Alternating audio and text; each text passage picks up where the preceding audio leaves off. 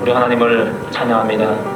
이 시간도 하나님께서 저희들을 위해서 마련하신 말씀을 남김없이 저희들에게 베풀어 주시고 우리의 영혼이 말씀 받고 기뻐하고 즐거워하고 영양식이 되어서 우리가 먹어 배부를 수 있도록 주님께서 역사해 주시옵소서. 이 시간도 성령으로 함께 해주시고 또한 우리를 인도해 주시고 진리 가운데로 인도해 주시고 은혜 가운데로 인도해 주시옵소서. 예수님 이름으로 기도하옵나이다.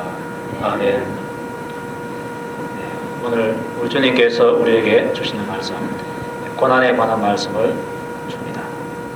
우리 예수 믿는 사람들이 고난을 당하는데 그 고난을 당할 때에 이 고난의 의미가 무엇인가 아는 것하고 알지 못하는 것하고는 전이 차이입니다. 알지 못하면 원망이 나오고 불평이 나오게 됩니다.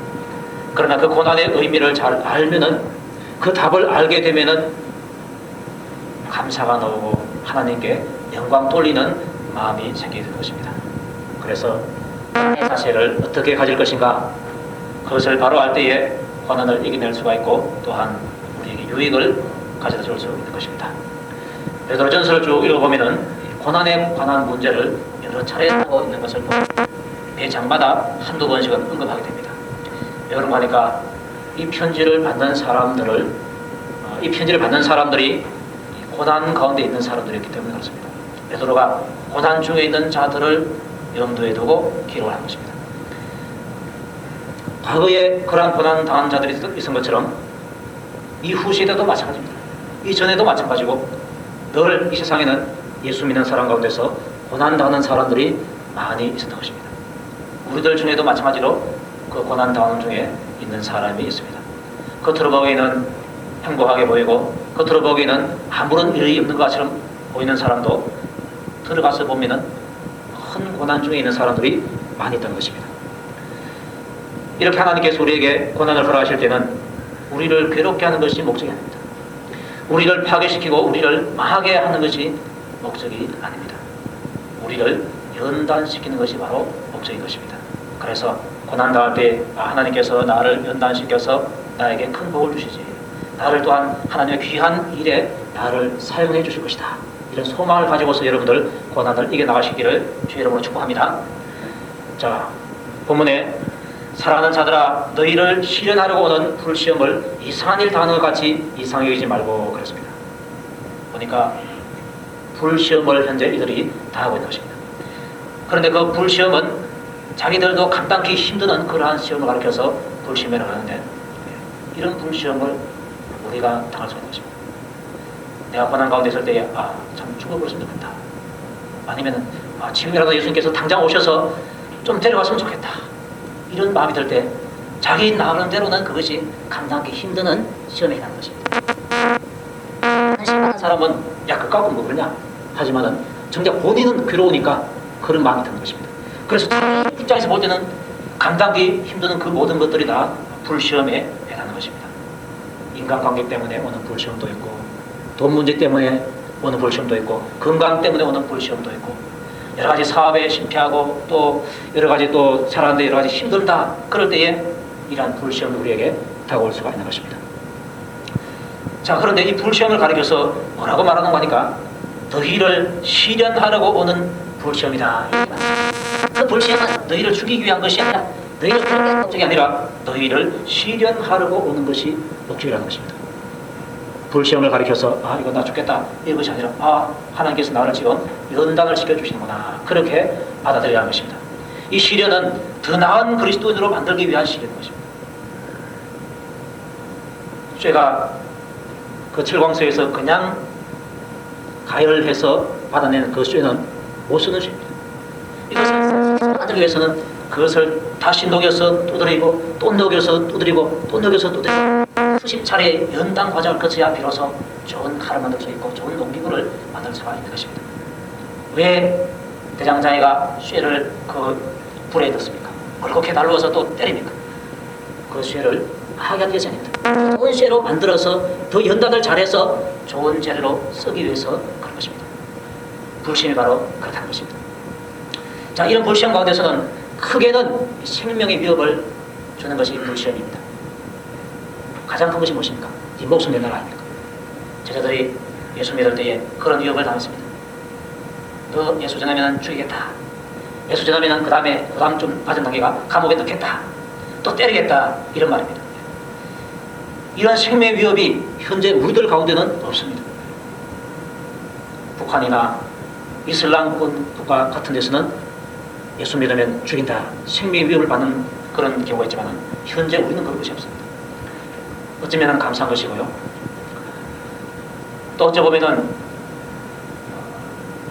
이렇게 큰 시험을 당하는 사람이 더 복일 수도 있는 것입니다. 크게는 그렇고요. 그 다음에 작게는 말로서 우리가 비방을 받을 때가 있습니다. 그게 바로 우리에게는 작은 불시험에 해당하는 것입니다. 저 사람은 예수를 믿는데도 왜 저렇게 벗어나냐? 저 사람은 예수 믿는데도 불구하고 왜 저렇게 어려움이 많냐? 눈물로 기도함에도 불구하고 왜 저 집은 잘 안 되냐? 이런 소리를 들을 수가 있습니다. 그런 소리를 누가 들었는가 하니까 다윗이라는 사람이 들었습니다. 그는 얼마나 하나님 앞에서 바로 살기 위해서 기도하고 열심히 신앙생활을 합니다. 밤새도록 기도할 때가 있고요. 금식함으로 기도할 때가 있고요. 때로는 통곡하면서 기도할 때가 있었습니다. 자, 그렇게 하나님 앞에서 바로 살려고 했음에도 불구하고 그는 많은 사람들로부터 말거리가 되어가지고 비방의 말을 듣게 됩니다. 시편 69편 거기 보면은 나와있습니다. 다윗이 지금 이렇게 말합니다. 내가 설 곳이 없는 깊은 수렁에 빠지며 깊은 물에 들어가니 큰 물이 내게 넘치나이다. 자기가 현재 처해 있는 상황이 설 곳이 없는 깊은 수렁에 빠져 있는 상태다. 큰 물에 들어가서 내가 지금 어떻게 할 수가 없는 상태다. 이런 상태에서 다윗이 한 일은 내가 부르짖는 기도를 했다. 얼마큼 부르짖는가 하니까 내가 부르짖음으로 피곤하여 내 목이 마르며 그랬습니다. 너무 기도를 크게 부르짖고 했더니 내 목이 내가 피곤하고 또 목까지 마르더라. 그리고 또 더 나가서 내가 혹하고 금식함으로 내 영혼을 경계하였더니 그랬습니다. 이것이 나의 잘못 때문에 그렇습니까? 죄를 회개하고 또 나의 교만 때문에 그렇습니까? 자기를 낮추는 기도를 하고 하나님 앞에서 자기가 바로 살겠다고 자기 영혼을 바로 가지겠다고 그렇게 경계하기 위해서 부르짖는 기도를 하고 울면서 기도하고 금식하면서 기도를 했습니다. 그렇게 기도하니까 이것이 하나님 보시기에는 얼마나 아름답고 좋은 것입니까?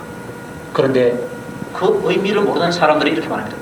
도리어 그것이 나의 욕이 되었다. 그리고 내가 저희의 말거리가 되었나이다. 그렇게 말했습니다. 그렇게 신앙생활을 잘하고 하나님 앞에서 며 달렸는데 바로 살기 위해서 기도하고 내가 죄 짓지 않기를 원합니다. 교만하지 않고 내가 겸손하기를 원합니다. 간절한 마음 가지고 그렇게 기도했는데 그 기도를 듣고 있던 사람들이 하나님이 그 기도 들으셔야 되는데 사람들이 그 기도 듣고 아이고 다윗이 와 저렇게 보나 왜 저렇게 금식해서 삐쩍 말라있나 그렇게 하는 거죠. 이런 심정을 모르기 때문에 다윗은 너무나 힘들어서 울면서 부르짖고 금식하면서 기도했습니다. 너무 괴로웠어요. 근데 다윗의 괴로움을 모르는 사람들이 다윗이 사나이인데 이 사나이가 왜 눈물을 흘려? 발거리가 되어버리고 하는 것입니다. 욕거리가 되어버리고 하는 것입니다.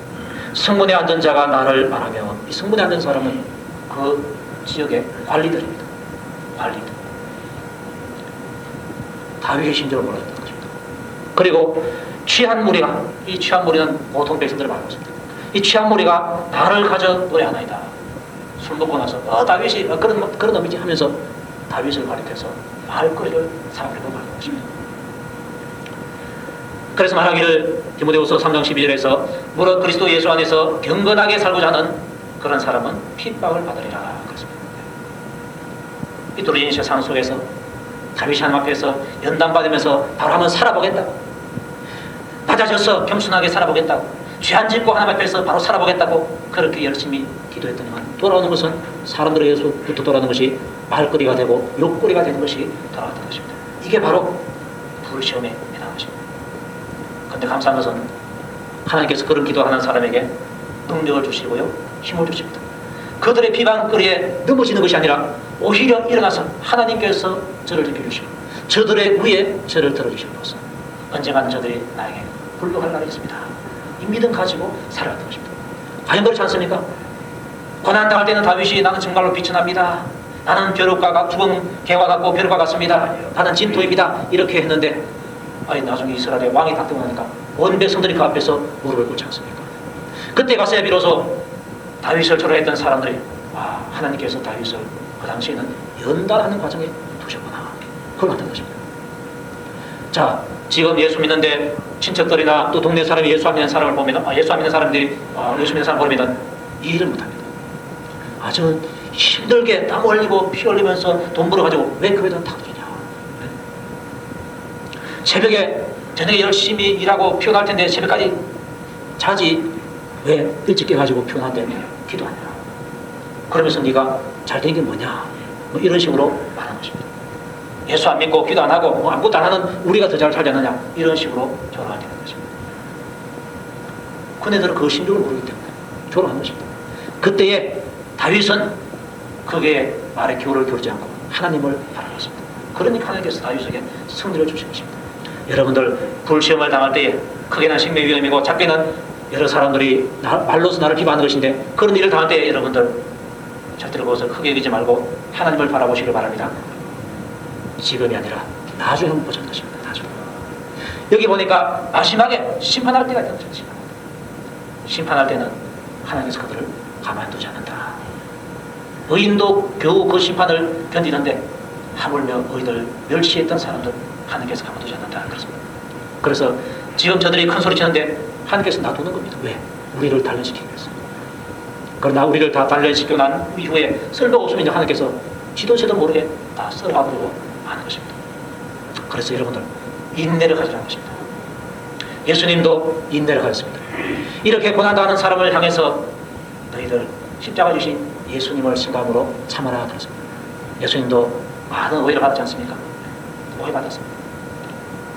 네가 무슨 하나님의 아들이냐, 너 바알세불 귀신의 왕 들렸지, 너 미워하는 자지. 오해를 많이 받았습니다. 그리고 마지막에는 죄인 바라바보다도 못한 존재가 돼가지고 바라바는 구해주고요, 예수는 십자가에 못 박아라 그러잖아요. 그런데 하나님께서 나중에 그를 높이 들어서 그 이름에 무릎을 꿇게 해버리고 말하는 것입니다. 그렇게 되기까지 인내를 하는 것입니다. 다시 합시다. 고난당할 때에 인내하자. 여러분의 실제가 되시길 바랍니다. 자, 불시험을 이상한 일을 당하는 것 같이 이상히 여기지 말고, 그럼 어떻게 되는가?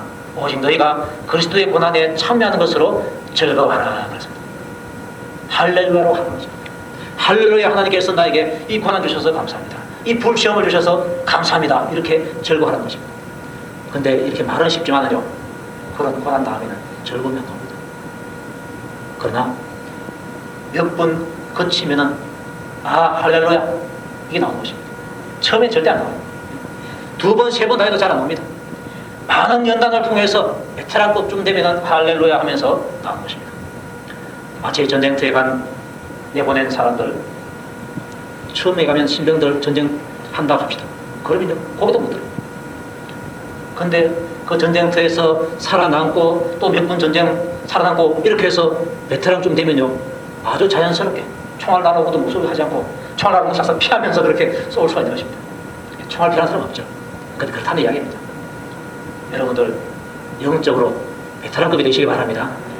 이번에 또 시험이 오구나.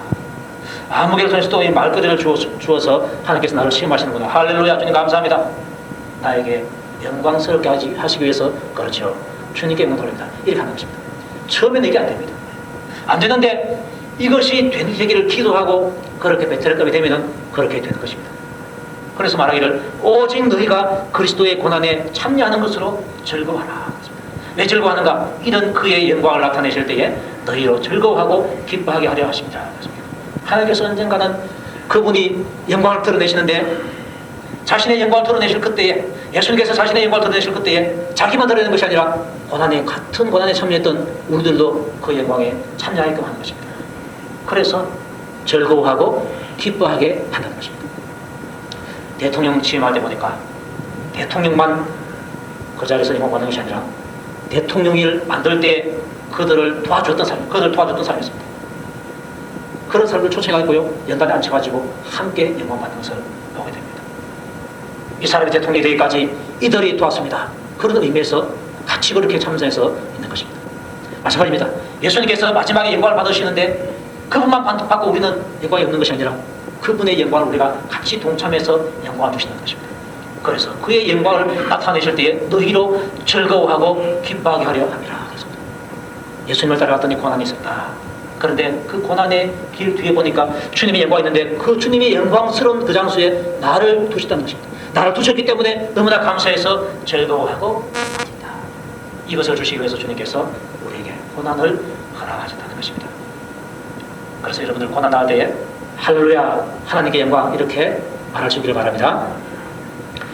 너희가 그리스도의 이름으로 욕을 받으면 복 있는 자로다. 영광의 영, 곧 하나님의 영이 너희 위에 계심이라 말씀하고 있습니다. 너희가 그리스도의 이름으로 욕을 받을 때는 복이 있다. 앞부분에서 말씀하기를 너희가 죄 짓고 고난받는 것은 거의 없다 그랬습니다. 내가 잘못해서 내가 처신을 잘못해서 욕을 먹는 것은 그것 가지고 할렐루야 고난받아서 감사합니다. 이게 안 된다는 것입니다. 예수의 이름 때문에 욕을 받을 때에 그게 바로 진짜 영광스러운 고난이라는 것입니다.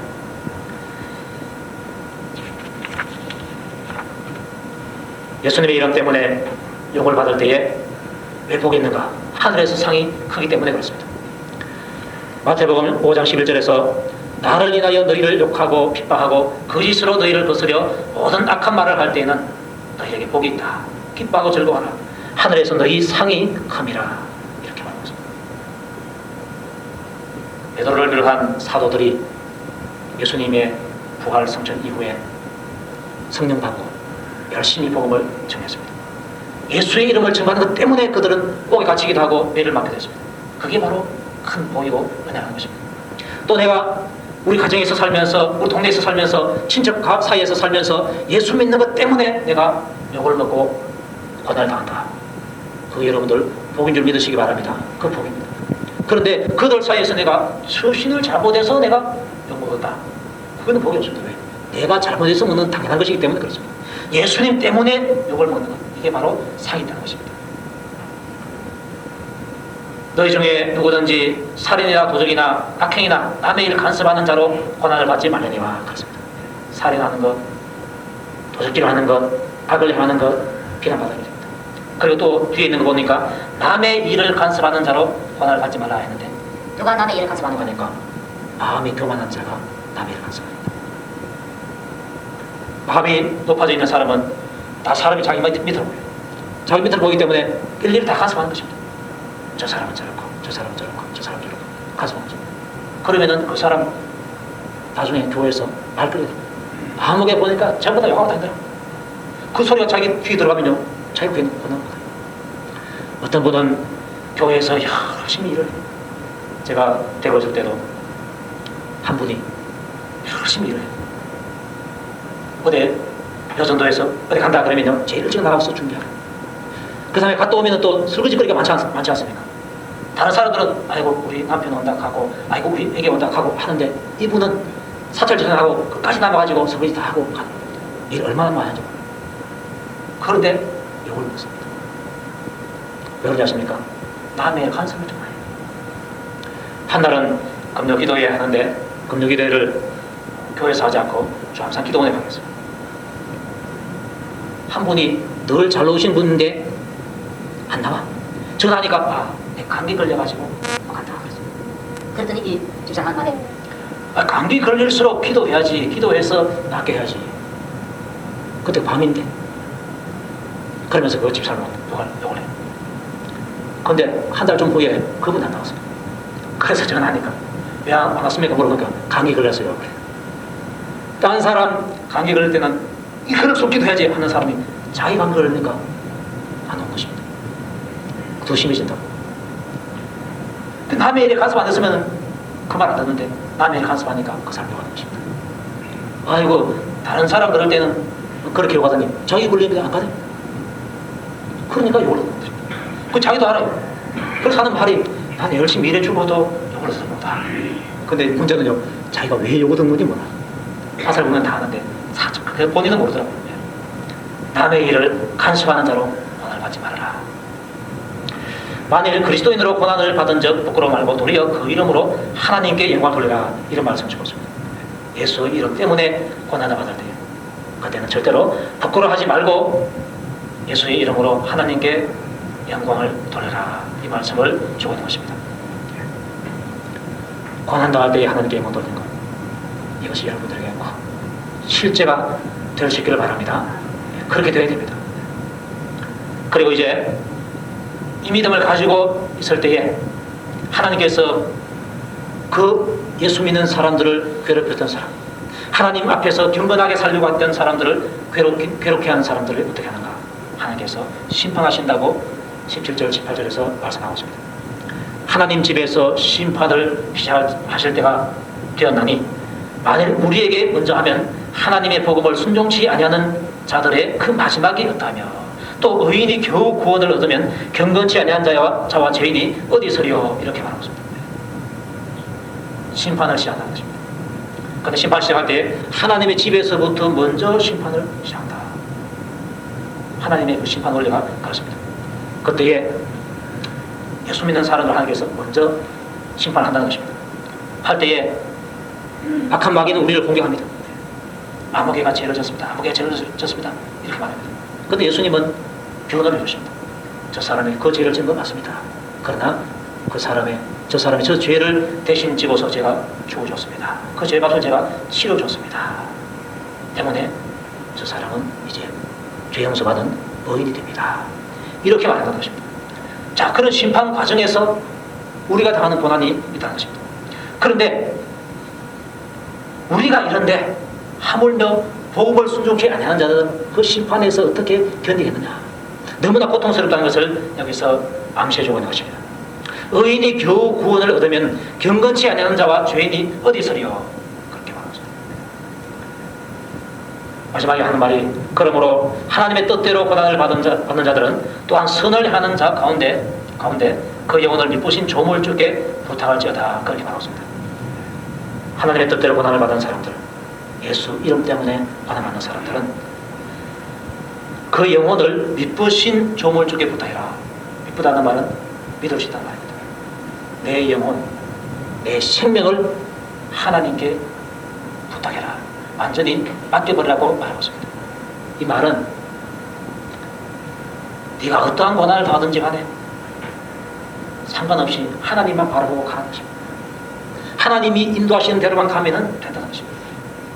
사람들이 너를 아무리 비방하고 아무리 조롱하고 이렇게 해도 거기에 상관하지 말고 하나님께서 너를 어떠한 길로 인도하시는가, 그 길로만 가면 된다는 것을 말하고 있습니다. 그래서 그 영혼을, 너의 영혼을 미쁘신 조물주께 부탁해라. 그분이 이끄는 대로 가면 이상 없다는 것입니다. 오늘 주님께서 우리에게 주시는 말씀, 예수님 때문에 받는 고난이 있는데 그 고난은 실현이다. 우리를 망하게 하는 것도 아니고 괴롭게 하는 것도 아니고 실현이다. 우리를 더 나은 그리스도인으로 만들어가는 연단 과정이라는 것을 우리에게 말씀해 주고 있습니다. 그러니 그것을 부끄러워하지 말아라. 오히려 영광스럽게 생각하고 하나님께 영광을 돌려라, 그렇습니다. 영광 돌리면서 하나님이 나를 좋은 길로 인도하신다, 이 믿음 가지고 너희들이 살아가라, 이 말씀을 우리에게 주고 있습니다. 여러분들이 이 말씀을 마음속에 새겨서 혹시 고난 당하거나 또 지금 고난 중에 있거나, 이 모든 것이 하나님 앞에서 복된 것이고 영광스러운 것이다, 이렇게 믿고 믿을 수 있는 하나님께 여러분의 영혼을 부탁하면서 살아갈 수 있기를 주님 이름으로 축복합니다. 우리 하나님을 찬양합니다. 하나님께서 우리에게 주신 이 말씀을 통해서 고난 가운데 있을 때에 어떻게 우리가 살아가야 할 것인가를 깨닫게 해주심을 감사드립니다. 주님, 불시험을 이상한 일을 당하는 것처럼 여기지 않고 오히려 그것을 우리를 더 나은 그리스도인으로 만들어가는 연단 과정이라는 것을 깨닫고 오히려 감사하고 하나님께 영광 돌릴 수 있도록 은혜를 베풀어 주시옵소서. 우리 하나님을 철저하게 믿고 나를 인도하시는 그분을 따라갈 수 있도록 은혜 베풀어 주시옵소서. 그래서 우리가 마지막에 그 모든 고난을 통과하고 난 이후에 영광을 받을 때에 우리 하나님께 한껏 높여드리고 찬송하고 눈물로 하나님께 감사의 말씀을 드릴 수 있도록 은혜 베풀어 주시옵소서. 예수님 이름으로 기도하옵나이다. 아멘.